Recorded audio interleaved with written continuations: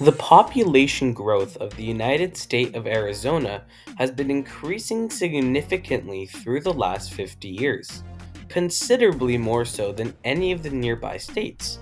The capital city, Phoenix, is the one largely guiding this number, as it is one of the fastest growing large cities in the whole world. However, there is a city that no longer belongs to Arizona that would shoot their population through the roof had it still belonged to them.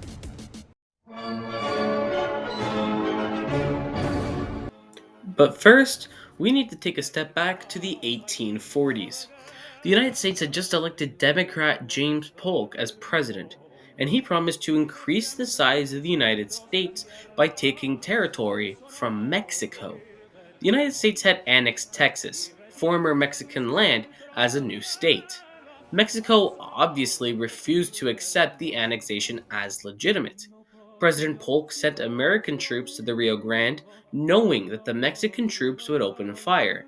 Once they inevitably did, Polk went to Congress and asked them to declare war on Mexico because they, quote, shed American blood on American soil. Congress then declared war on Mexico, and the Mexican American War began. The United States Army was much stronger and more equipped than the Mexican Army ever was. Unsurprisingly, this led to the Americans becoming victorious by the war's end in 1848.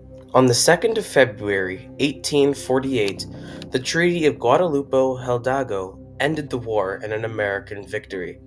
The treaty saw the Mexican government cede 55% of its total territory to the Americans, creating the future states of Texas, New Mexico, Colorado, Utah, Nevada, California, and crucially, Arizona. It was now the federal government's responsibility to carve out the new territories it had received from Mexico. They created the Utah Territory of modern day Utah, northern Nevada, and Colorado, California of just California this time, and the New Mexico Territory of New Mexico, Arizona, and southern Nevada. The New Mexico Territory expanded one more time in 1854 through the Gadsden Purchase. However, in 1860, trouble struck the United States. A civil war. The southern pro slavery states seceded from the Union and created their own nation named the Confederate States of America. However, it wasn't just the southern states. The southern portion of the New Mexico Territory also seceded and was named Arizona Territory. Now, Arizona was too far south to actually matter to the Union. However, in 1863, Union forces captured Arizona Territory.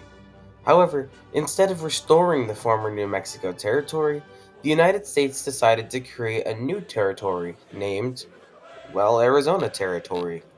This Arizona Territory would encompass all of western New Mexico, as well as the rest of Nevada, which would be admitted into the Union as a state the next year.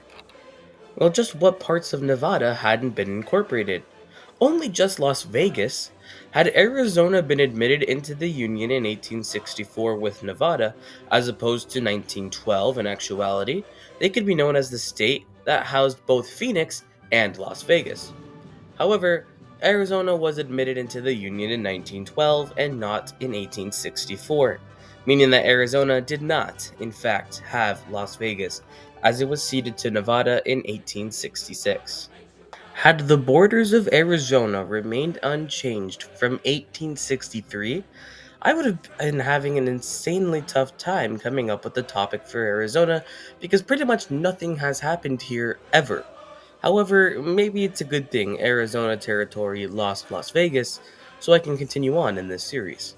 For almost 160 years, Arizonans had been limited to just the territory given to them following the completion of the Civil War.